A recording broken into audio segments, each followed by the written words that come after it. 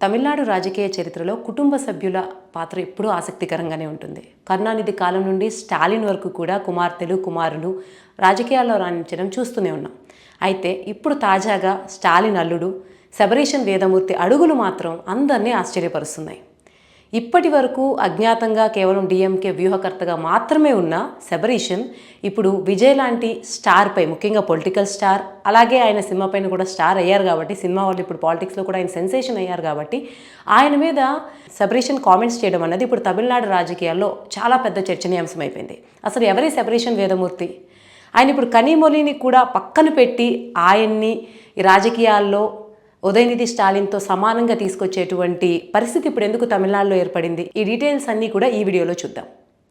శబరీషన్ వేదమూర్తి తిరువల్లలోని ఒక మధ్యతరగతి కుటుంబంలో జన్మించారు. ఆయన తండ్రి వేదమూర్తి ఒక మామూలు ఉద్యోగి. 1976 జూలై 17 ఆయన జన్మించారు. కాకపోతే ఆయన కుటుంబంలో ఎటువంటి రాజకీయ నేపథ్యం లేదు. ఒక సాధారణ మధ్యతరగతి కుటుంబం.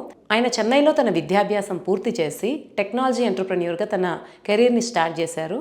ఆయన కాలేజ్ విద్య ఎప్పుడైతే చేస్తూ ఉన్నారో ఆ కాలేజీలోనే ఆయనకి స్టాలిన్ కుమార్తెతో పరిచయం మొదలైంది. ఆ పరిచయం కాస్త ప్రేమగా మారింది. సెంధామరై తల్లిదండ్రులు ఎవరైతే స్టాలిన్ ఉన్నారో వాళ్ళని, ఇరు కుటుంబాలను ఒప్పించి వాళ్ళు ప్రేమ వివాహం చేసుకున్నారు. దాంతో కొంత స్టాలిన్ అల్లుడిగా సెంధామరైని ప్రేమ వివాహం చేసుకోవడంతో సాధారణంగానే ఆయన కొంత సెన్సేషనల్ వ్యక్తిగా మారారు. ఇకపోతే సెంధామరైతో ప్రేమ వివాహం నుండి ఆయన డిఎంకే పార్టీని శాసించేటువంటి ఒక పొలిటికల్ స్ట్రాటజిస్ట్గా ఎలా ఎదిగారో ఇప్పుడు చూద్దాం. పెళ్ళైన కొత్తలో, సెంధామరైతో వివాహమైనటువంటి కొత్తలో శబరీషన్ కేవలం వ్యాపార వ్యవహారాలకు మాత్రమే పరిమితమయ్యారు. కానీ కాలక్రమంలో ఆయన క్రమంగా స్టాలిన్ యొక్క నమ్మకాన్ని చూరగొన్నారు. 2021 అసెంబ్లీ ఎన్నికల్లో స్టాలిన్ అంటే డిఎంకే పార్టీ విజయం వెనక ఆయనే కారణం అని చెప్పేసి ఆల్మోస్ట్ ఆల్ తమిళనాడు ఉన్నటువంటి రాజకీయ విశ్లేషకులు కానీ, రాజకీయ వర్గాల్లో కానీ ప్రచారం జోరుగా జరిగింది. దీంతోపాటు ఐపాక్లో కొంత వ్యూహకర్తగా ఉంటూ స్టాలిన్ ఇమేజ్ని కొంత నేషనల్ స్థాయికి తీసుకెళ్లడం కానీ, స్టాలిన్ ఇమేజ్ని నిలబెట్టడంలో కానీ ఆయన ప్రముఖ పాత్ర పోషించారు. అయితే ఆయన ఇప్పటి వరకు కూడా వెనక పాత్రే పోషించారు. డిఎంకే పార్టీకి ఒక వెనకున్నటువంటి కింగ్ మేకర్గా, స్ట్రాటజిస్ట్గానే ఉన్నారు. కానీ 2026 ఒక పక్కన 5 స్టేట్స్ ఎలక్షన్స్ అన్నవి మొత్తం భారతదేశంలో చర్చనీయాంశంగా అయిన సందర్భంలో, ఇంకో పక్క తమిళనాడులో విజయ్ మీద వస్తున్న కాంట్రవర్సీలు కావచ్చు, విజయ్ రాజకీయ జీవితం పవన్ కళ్యాణ్తో పోలి ఉంటుందా, విజయ్ ఎటువంటి స్టెప్ తీసుకోబోతున్నారు, ప్రతి మీడియా, తమిళనాడులో ఉన్నటువంటి పొలిటికల్ మీడియా ఒకవైపు డిఎంకే, ఇంకోవైపు విజయ్ వైపు ఫోకస్ చేస్తూ ఉంటే, ఓవరాల్గా విజయ్ మీద ఒక సెన్సేషనల్ కామెంట్ చేశారు. ఆయన చేసినటువంటి కామెంట్ ఏంటంటే, విజయ్ 2 చోట్ల నుంచి పోటీ చేయడం అన్నది పూర్తిగా ఆయనకి తను గెలవను అనేటువంటి ఒక అపనమ్మకాన్ని అయితే సూచిస్తూ ఉంది.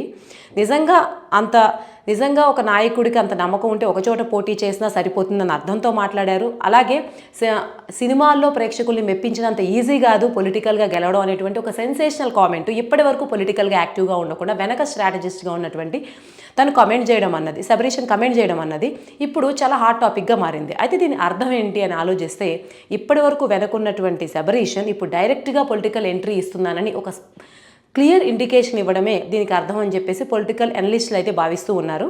కేవలం ఈ ప్రకటన చేయడమే కాదు, ఈ 2026 ఎన్నికల్లో ఆయన టార్గెట్ చేసుకుని దాదాపు ఉన్న అన్ని జిల్లాల్లో ఆయన పర్యటన కూడా చేయబోతున్నారు. దాదాపు ఈ టైంలో ఆయన పర్యటన చేయబోయే ముందు ఈ స్టేట్మెంట్ రావడంతో ఇప్పుడు అందరూ కూడా శబరీషన్ ఎవరు అంటే, శబరీషన్ కేవలం కొంతమందికి స్ట్రాటజిస్ట్గా తెలుసు కాబట్టి తమిళనాడు ప్రజలందరూ కూడా అతని గురించి తెలుసుకునే ప్రయత్నం చేస్తున్నారు.